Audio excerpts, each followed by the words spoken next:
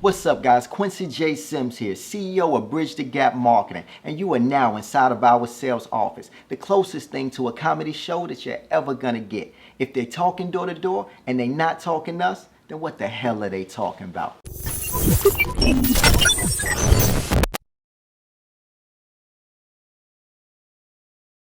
All right, guys, we are back. Now, first and foremost, let's make some noise. Yes, I am Quincy J. CEO of Bridge the Gap Marketing and founder of Are You Motivated University. And of course, I am Lamesha Felicia Naya McComas Anderson, head of the business department.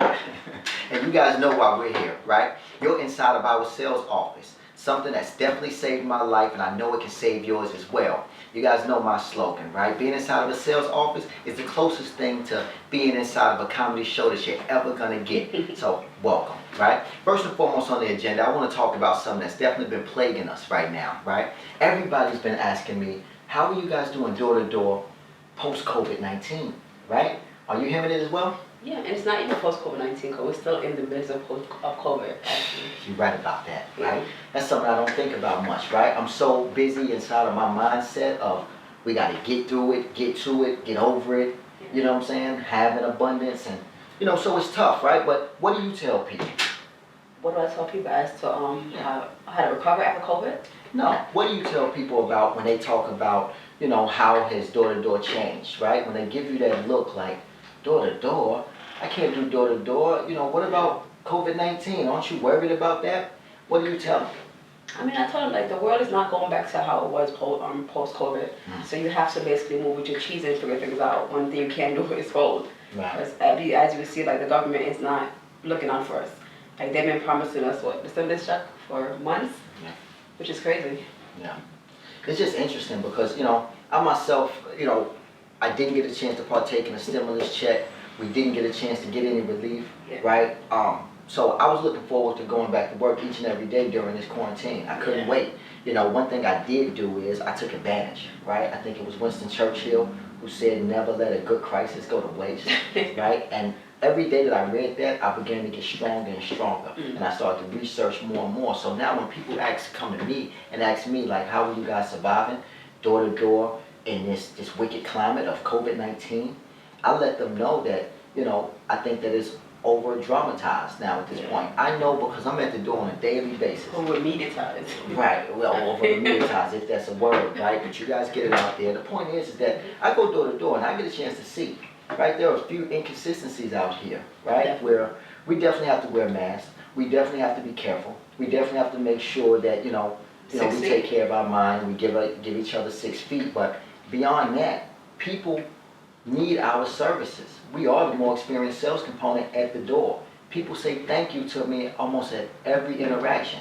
They've offered me things. They ask me if I'm okay.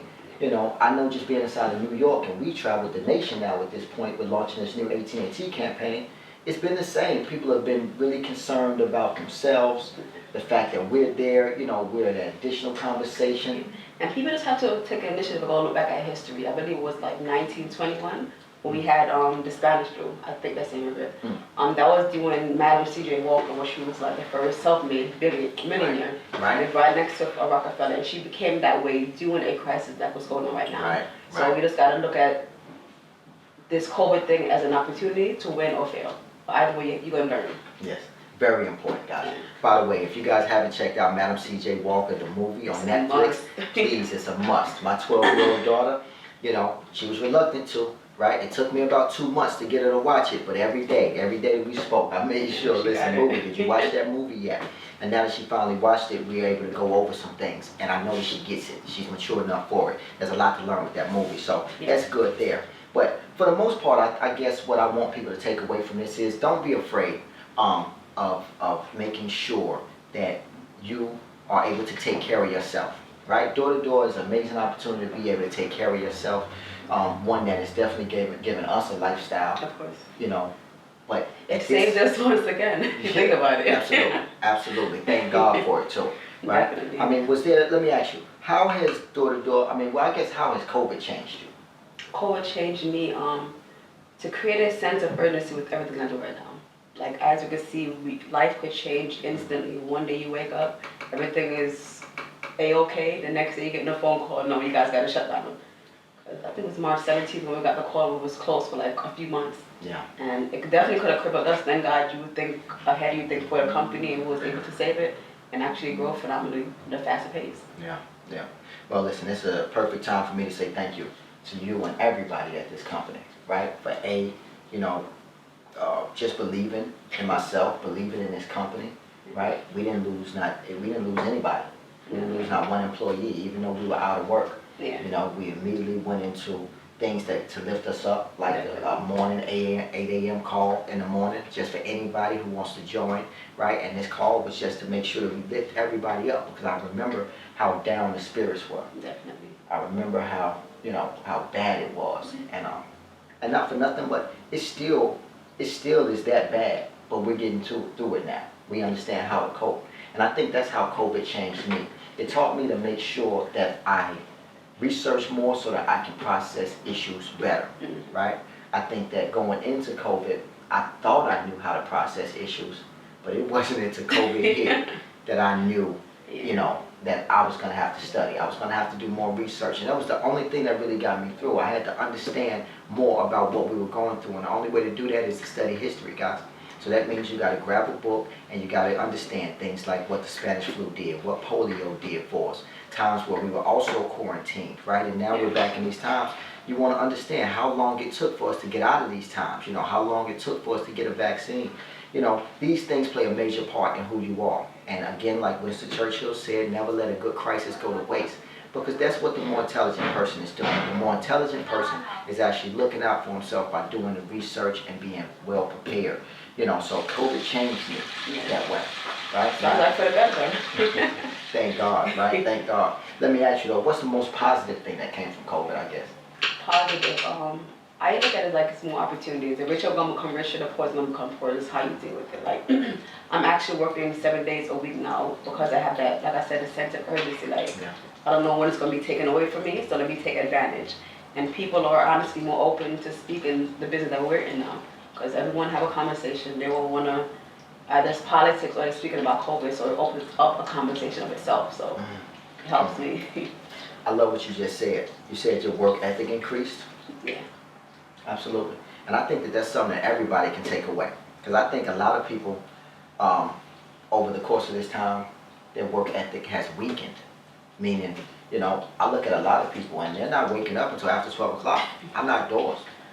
I'm sure you see them as well. It's 3 o'clock in the afternoon and you're still acting like as if you got nowhere to go.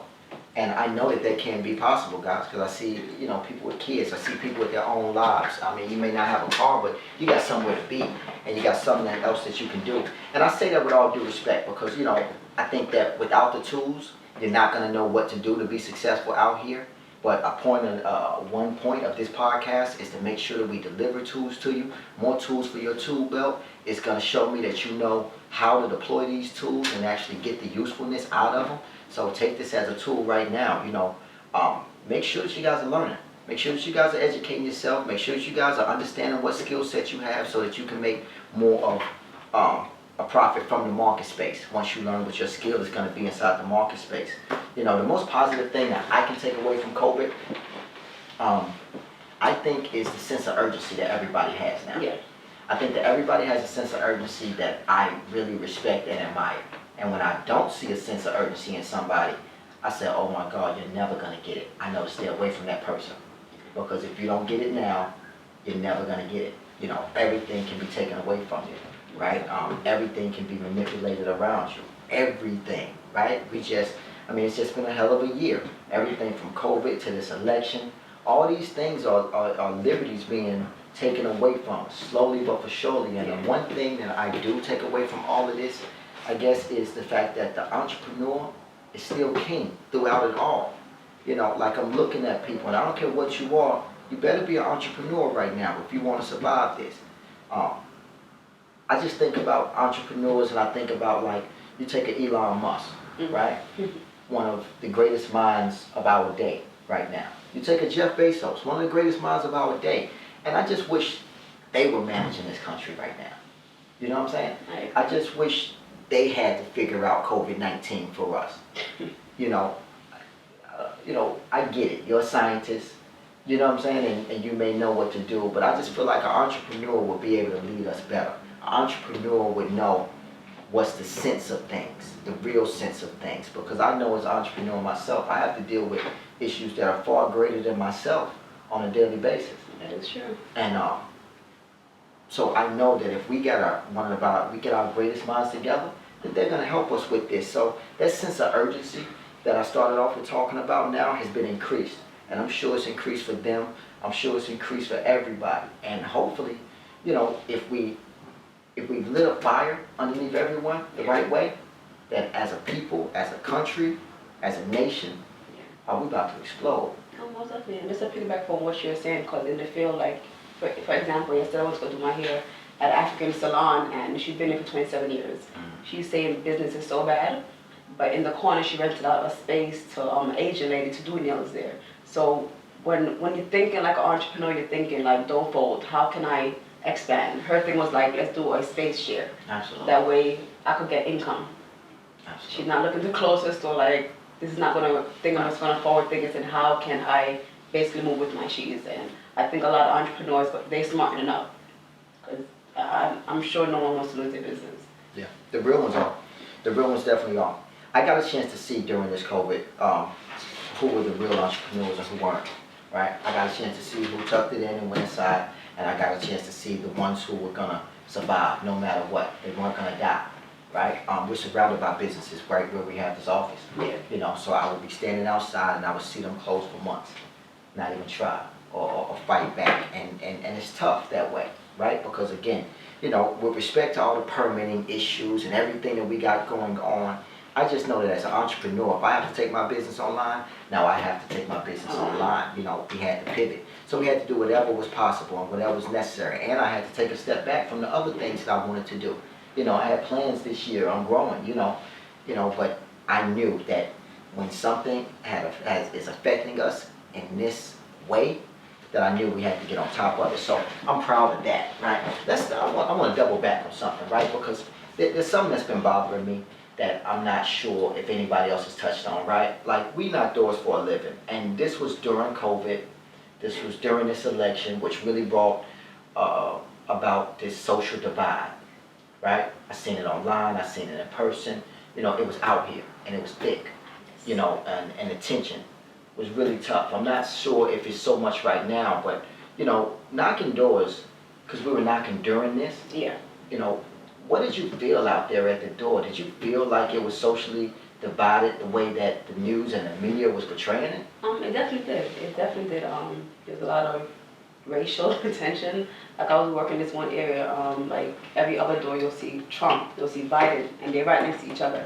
So it's like me knocking doors. I don't know what energy I'm going to get from here when I go to the next. Okay, he's a Trump supporter. What energy here? But there definitely was tension. Then you go to other areas and people who, like Caucasian, they was much more nicer. And I don't know if it's like what angle it was taken with it, because I've worked that area before, and the energy kind of feels different today. Yeah. So it's weird. It's hard to explain, but there was definitely tension, and I think things are getting back to normal now. But yeah. It's interesting for me because again I seen it, right? And like you said, you will see the flags, and there's certain things that people. That I started to notice that kind of let me know where people stood with me, right? Like, if I got a chance to see inside of someone's home and I saw Fox News on, that supposedly told me who you were with or what you were doing. So I could see the divide as well as hear the divide. And then, but the interesting thing about it though is, just to dig a little deeper, guys, and I'll say this right, and I hope that this translates to you. One thing about knocking doors, I got a chance to have a conversation with enough people that I can understand both sides. Now, this is a space that is difficult for most people to get into. Why? Because you're usually at home with the few that you trust and the few that you love, and you only got that one opinion. And guess what happens with that one opinion? It's usually one-sided. Because in doing your due diligence and doing your research, you have to study both sides. there was a time where we were traveling down south and we were traveling to all these different states, meeting our new partners inside of our new AT&T campaign. And we studied Trump. We decided to just study Trump because I had to at this point. You know, this man is totally intriguing to me. Definitely. He's somebody that has been operating at the highest level for as long as I can remember. I'm 38 years old now today, and as far back as I remember seeing Trump's name on some of the biggest buildings inside of the greatest city, inside of New York. And then to take it even further, now he's in his 70s, mid-70s, right? He's president. And he's president, right? So he's operating at a very high level. He's taking some of the things that I still don't, you know, understand as well, taking Twitter to a new level for me. I had to understand Twitter when I saw this man operating Twitter so well and creating such a business around it, right? I think he turned America into his show Apprentice. That's how I felt like I was on his show for the whole 4 years. Like, wow. He was just in the media constantly. Like, you see him more than you see anyone in Hollywood. So he knows how to get people's attention. So he's a phenomenal salesperson overall. Phenomenal salesperson. Yeah. And so while we're studying him, I started to see both sides. Yeah. And when I got a chance to see both sides, I'm going to tell you something. I went through hot and cold mixed emotions. Because me, myself personally, right, you don't get any more for our people than myself. I'm from it. We don't have to have a discussion on it, right? I've been through the conditions, every condition that you can think of that a black man can go through at this point, and I'm still going through it. So I feel that plight. But one thing I did notice, and I did understand after my research, is that I'm looking at an entrepreneur, just like myself. And I kept coming back to that realization over and over again. This man is an entrepreneur. He thinks 2 and 3 and 4, 5 steps ahead. And that's an entrepreneur. That's the job. You know, that is why you got to do your due diligence. And that's why they're able to manage empires and companies, much like a president is supposed to manage a country. And I say that because as I'm starting to have these conversations and as I'm talking to people, some were enlightened, some weren't, some didn't know what was going on. I could see where they were getting, where they wasn't studying. I could see where some was studying. But I had all these conversations, and what it all led me back to one thing, guys, is that we are not as divided as the media is making us out to be. We just don't have the answers. You know what I'm saying? That we're definitely being misled. You know, you can definitely see the agenda. You know, when I think about red and blue, I think about Bloods and Crips. But now when I think about red and blue because of the media, I'm thinking about Republican and Democrat. So it's interesting to me. But what I did was I purposely stepped away from it. And then I looked at everybody else around me, how they were reacting to it, so that I could say my piece and make sure that I was a better leader for everybody. Because there was a time where these conversations were even seeping into the sales office. And a sales office is not political. We've never been political inside of a sales office. I mean, the same thing in the field when a customer tried to bring up politics. It's like, I don't know what angle to take because they could either kill my sale or help my sale. Because depending on who they're voting for, I might have to speak more onto it. If I speak against it, I know that's going to kill the sale. So I kind of like, I don't talk politics, I don't watch it, I don't know nothing about it. Right. So, right. That's been our motto for years. Yeah. You know, we're not political. No politics, no religion. Right, absolutely. No politics, no religion. So I say that because I think that that's something I want you guys to take away. Right? Doing door to door, you're going to get an earful. You're going to get a chance to do your own research. You're going to get a chance to speak with, you know, different people from different walks of life. You're going to understand their culture a lot better. So there is something unique and value about that a job that can provide you with this much information in such a short amount of time. It's not just a good place to make good money. It's also a good place to meet great people, you know. So with that being said, let's make some noise.